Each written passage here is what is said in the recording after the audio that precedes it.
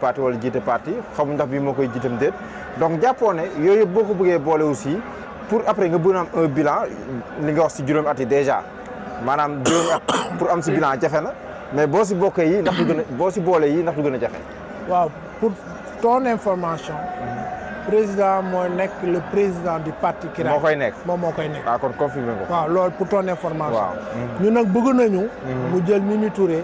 def ko secrétaire. général du parti. bëgg nañ ko parce que quand même soo xoolee le chantier.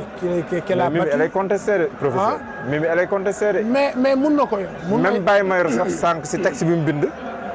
am na benn lu mu si dugal loo xam ne nii mel na ni mi ngi remettre en cause. loolu mënut a ñàkk taxawaay Soxna Aminata Touré. loolu mënut a ñàkk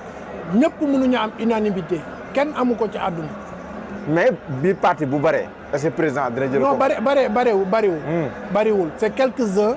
et je respecte aussi attention man intellectuel la je te dis ce parti là dama ñëw pour jàppale leen je n'attends rien de qui que ce soit dama ñëw pour jàppale le président mu def un résultat donc man li may wax nii je l'assume Bayoro il a son opinion il a le droit de dire ce qu'il pense kan moo ko ci war a tere y a aucune ligne de parti qui peut empêcher à un militant quand même de dire ce qu'il pense un Sénégalais un citoyen bu am expérience politique expérience professionnelle dëkk ci dëkk bi am plus de 30 ans fekkee lu bëri mais kooku qui ose lui dire que nii ngay jaar ak wala fan ngay jaar donc Bayoro a le droit de dire ce qu'il pense maintenant que mu am ay antagonisme avec la superviseure mais qui sait demain mun nañu toog autour d'une table di añ loolu on est habitué à ça. d'accord nga ne kon président mooy jiite parti bi SG. boo soññoon dañuy ñaan mu def ko SG. waaw dañuy ñaan président mais laaj moo nekkoon. est-ce que fond de parti bëgg a massifier bëgg a leneen ak li nga wax ci 5 ans yi déjà bilan mun see nekk daanaka est-ce que loolu bu boole ko ba pare am résultat dina yomb. yokk ci Sénégal nous vivons des moments très difficiles. voilà financièrement politiquement le pays est encore plus divisé qu'en 2024 te président c'est son rôle dajalewaat nit yëpp autour de lui autour de l'essentiel pas autour de lui mais autour de l'essentiel mooy defar Sénégal répondre à son serment de servir le Sénégal et seul le Sénégal topp l'intérêt général je pense que aujourd'hui le fait qu'il y ait cet engouement politique autour de la formation du parti autour de la massification autour des locales qui sont arrivées va beaucoup retarder sur l'essentiel qu'on devait au moins nous focus muy lan mooy comment profiter de nos ressources naturelles le Sénégal aujourd'hui est sur un bassin boo xam ne gisuma en Afrique li Sénégal am en termes de ressources minérales beneen pays bu ko am da ngay dem Afrique du Sud ñu ne la or la am nga dem par exemple Congo ñu ne la ay perles la am tu vois nga ñëw Sierra Leone ñu ne Sierra Leone gold rek la wala am nga dem Côte d'Ivoire ñu ne la kii pétrole rek et cetera mais le Sénégal a toutes les ressources minières tous les métaux lourds ba pare non seulement il a les métaux lourds mais yàlla dafa def métaux lourds yooyu nga xam ne pour les avoir comme ni pétrole bi il fallait creuser des kilomètres ci suuf yàlla ñëw tijji ko ba ci kaw ñu tudde ko la fenêtre de Kédougou nga xam ne y a tous les métaux le marbre le titanium le bauxite mun nga ko limee du jeex le fer l'aluminium yooyu yëpp Sénégal am na ko on doit chercher aujourd'hui naka la ñu war a fàtte pétrole bi pas bàyyi ko correctement parce que pétrole bi njëriñam mooy leen mooy wàññi essence bi mais pétrole bi on peut pas vivre du pétrole bi ñuy xalaat ne dina service Sénégal je l'avais dit en 2021 ne woon naa leen bu leen xaar ay retombées pétrole bi bés bu ñu ko commencé traduire mais imagine-toi on n'a même pas plus de 100 milliards bi ñu commencé pompe ba léegi 100 milliards amaguñ ko ci recettes yu dugg Sénégal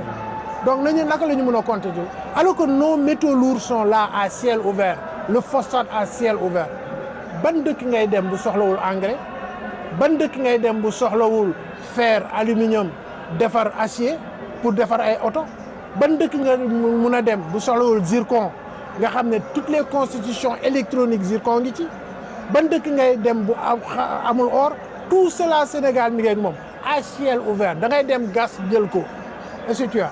Voici l'essentiel bu président war a concentré wu. Voici là où peut sortir le Sénégal de cette gouffre-là que Macky Sall dugal ko pax bi ko Macky Sall dugg lii rek concentration ci lii rek moo ko ci mën a génn. gisoon na la politique a pris le dessus. gisoon na politique bi gën na. non moom tax ñu war a wàññi politique bi il est temps parce qu'il ne reste pas beaucoup actuellement 2 ans moo ñu dese te ci 2 ans yi sax wóorul en 2029 année électorale 2028 année électorale la parce que 2029 début 2029 la ñu dem présidentielle mais 2027 bi déjà ñu ngi dugg ci législatif parce que à la kulli alit même su fekkee le 31 décembre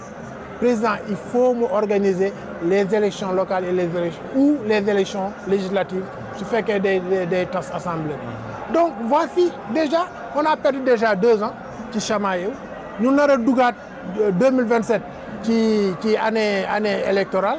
2028 ñu nar a dugaat ci beneen année électorale mais quand est-ce qu'on aura le temps pour travailler ce Sénégal-là c'est ça l'essentiel lii la ñu war a focus suñu focus si lii la war a dem puis arrêter le président Sonko mais su ko neexee def le tour du Sénégal su ko neexee chaque famille mu dugg fa def sa politique c'est normal parce que politique boobu rek moo ko mën a fal ëllëg ni mu falee Diomaye mais quand même nañu bàyyi ku nekk def lu ko neex ba ëllëgi si biir su élection jotee yàlla def kuy gagné ñu jox ko Sénégal c'est ça wàññi politique bi quand même. ok professeur donc ci fi ñuy mujjee daal di sax daaneel da nga wax gànjar yi tudd ko lu bëri mais est-ce que tey jàppoo ni nag lenn du ko gàllankoor muy souverainisme lañ woote woon ñu ne ci projet bi dañ koy foqati ci loxo ñi ko yoroon Sénégal du ko gis boppam ñun ñu teel ko suñu bopp Ousmane Sonko ak defoon na fi conférence de presse wax ni contrat yu bëri renégocié nañ ko Sénégal am na lu mu tegaat loxoom Abdourahmane Diouf le ministre docteur dégg nañ ko bu yàggul dara mu ne boobu façon souverainisme dañ ciy génn ngir ñëw ci li nga xamante ni moom la ñu jàpp ne ay correction la ndax lu bëri da koo yàq defaru souverainisme ak bépp idéologie bu musa am ci àdduna développé wul dëkk je te donne l'exemple de Singapour dañu jël ay souverainisme teg ko fële Singapour en 1965 Sénégal moo ko ëppoon PIB 65 bi yàggul Singapour ñëw jël ay souverainisme yëpp teg ko fële def ay réformes xam nga ban réforme la njëkk a am réforme fiscale la njëkk a def bi mu defee réforme fiscale dafa ne Singapour est ouvert pour bépp entreprise étrangère bu war a ñëw liggéey fii di nga toog 10 ans kenn du la taxe Singapour ñu ne di nga toog 10 ans yoo xam ne doo fay taxe ñëwal rek def sa entreprise commencer produire jël ci suñu doom ñu commencer liggéey xam nga loolu du souverainisme Singapour jël éducation tey jii Singapour ci 4 premiers la mondial ci mathématique élèves yu raw mathématique seen étudiants ñoo jël premier ay sciences ñoom ñoo ci jël premier dëkk boobu dañu ñëw jël souverainisme yëpp teg ko fële jël ñun li nga xam ne moom la ñu basé wu aujourd'hui xam nga ñun dañu ne fiscalité bi dañ koy étendre gën a am recette fiscale ak yooyu mais Singapour fiscalité bi la teg fële ne entreprise yi étrangères yi ñëw leen ñu ñëw ñu may leen 10 ans yoo xam ne kenn du ci fay impôt mais tey ji Singapour fan la nem Singapour moo ëpp États-Unis PIB il fait partie des grands d'Asie des tigres les 4 tigres d'Asie ay Taïwan Corée du Sud Singapour ci la bokk c'est les pays hyper à Singapour il y a 244 millionnaires ci dëkk boo xam ne Fatick bii moo ko ëpp Fatick la région de Fatick moo ëpp Singapour ñoo ëpp PIB États-Unis ëpp PIB France ëpp PIB Angleterre tous les pays européens à l'exception de la Suisse Singapour moo leen ëpp PIB te teguñu ko ci ay souverainisme ñun ñoo moom lii suñu ñëwee dañ ko renégocier yooyu donc il y a quand même des politiques qui sont mal orientés. Sooy def politique, il y a des modèles qui existent. Des pays yoo xam ne ils ont montré des modèles de développement. Mais pourquoi ñu waruñu jël ci pays de développement? Imagine-toi Sénégal avec sa position stratégique. ñu ne monde bi ku bëgg a ñëw tabax hôtel ñëwal tabax hôtel duñ la laaj tak 10 ans. Mais tu ne penses pas que Sénégal avec ses 700 kilomètres de plage, mais les autres pays, les entreprises mondiales vont venir inonder? Yow lan nga ciy am? Ils vont consommer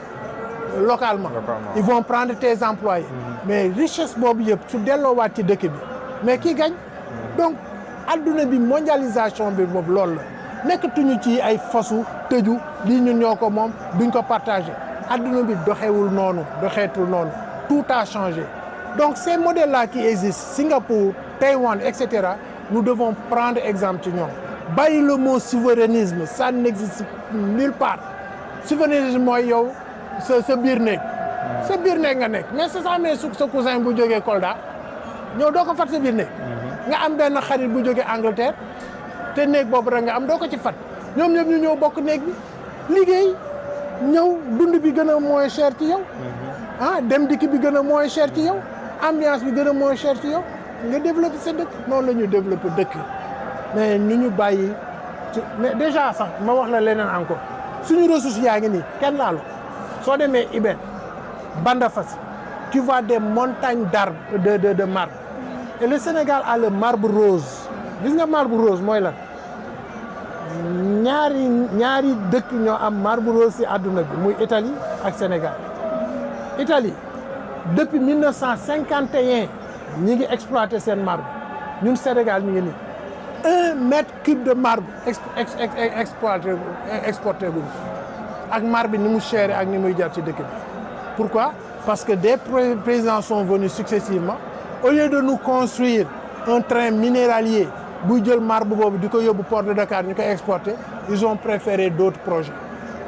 Donc ces projets mal orientés mooy wàññi Sénégal. Donc nous devons quand même focus sur l'exploitation de l'homme. Ñu jël le solaire. Xam nga les gens ont l'habitude de dire le Sénégal a 3000 heures de soleil. Mais c'est vrai.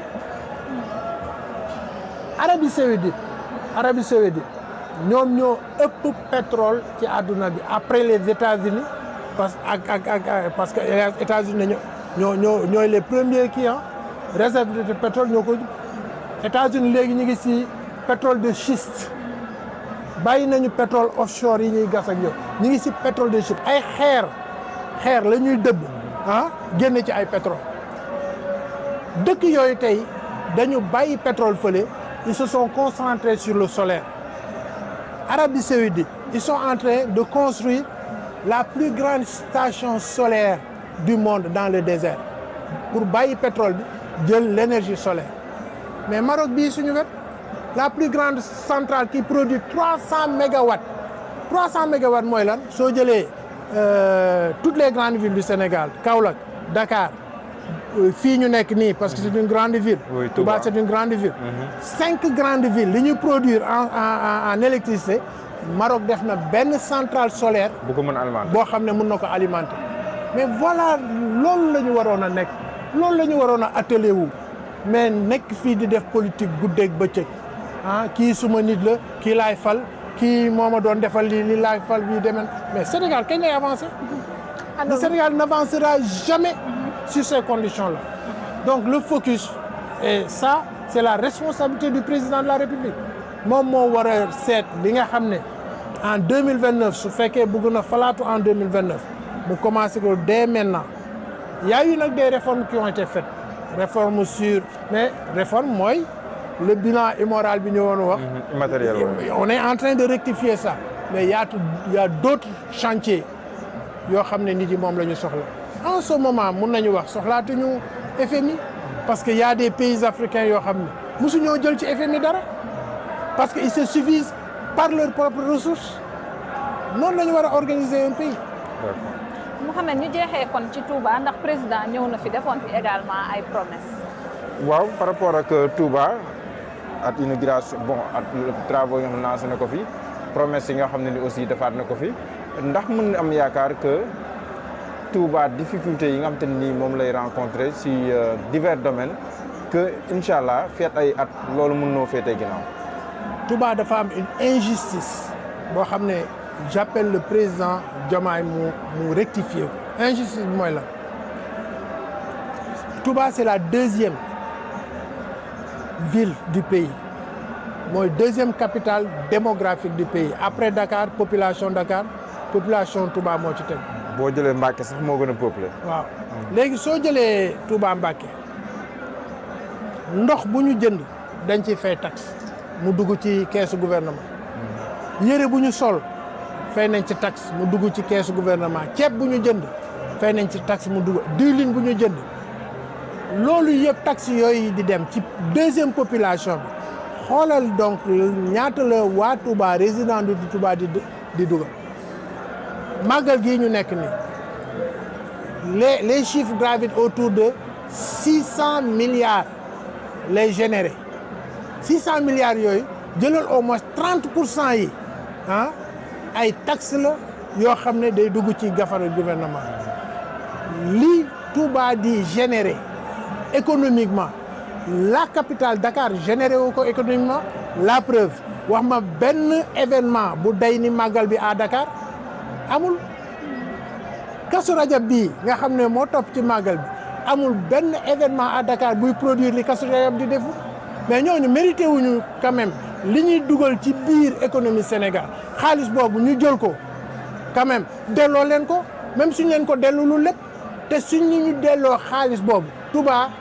la commune de Touba moom mooy ëpp xaalis Dakar ci li muy généré donc injustice yaa ngi noonu Dakar 54 milliards Touba moins de 4 milliards ak li ma la wax yëpp 4 milliards ci seen développement donc injustice yooyu la ñu ñaan le président rectifier ko mu ñu ñëwaat ci leneen on a dit que plus de 70 milliards investi nañ ko par le régime qui sortant investi nañ ko Touba yow di nga gis 70 milliards yi fii ngay jaar ci yoon yu bon yi pour arriver ici à partir de héliport soo jógee ci péage pour ñëw fii tu fais 4 heures de temps parce que yaa ngi def ay déviation nga ñëw am na yoon yoo xam ne sax les premiers gouttes d'eau yu daanu woon inondé leen ba da ngay defaat ay le tour de Touba pour egsi à la grande mosquée vous pensez que ça c'est normal et chaque gouvernement qui vient fait des promesses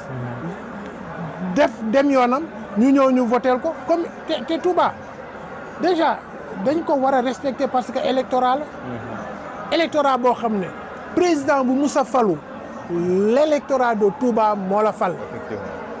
soo jëlee tout le Sénégal ce qu'on vote à Touba bii moo la fal à part Dakar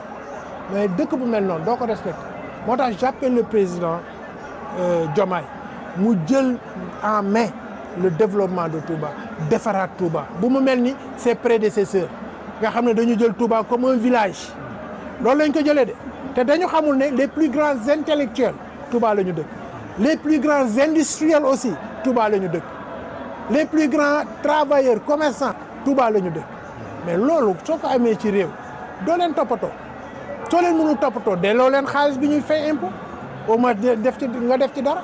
mais c'est là xoolal tu as envie de pleurer quand tu marches sur les rues de Touba ak Touba xanaa suñu xoolul sax côté économique bi ñu xool ci Serigne Touba mi nga xam ne moom moo ne amarani rabbi bi anshuria bi anani malazun wahimun wa mahzun Dieu m'a instruit de proclamer que je suis le sauveur de l'humanité que je suis l'asile ku am bu bëgg a làqukaay ku bëgg a rëcc ñëwal ci man Serigne Touba ndax li ko yàlla may Serigne Touba kenn xamul lan la wa yaxluqu maa laa ta'lamuun fa lañ koy teg duñ ko ne prophète la duñ ko ne yàlla duñ ko ne waliyu la duñ ko ne dara waaye yàlla daf ko may loo xam ne musu ko may nit ci àdduna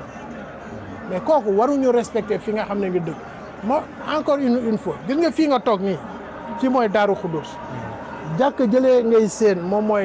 mooy jàkka Daaru Xuddoos jumaa ji moo doon la maison de Serigne Touba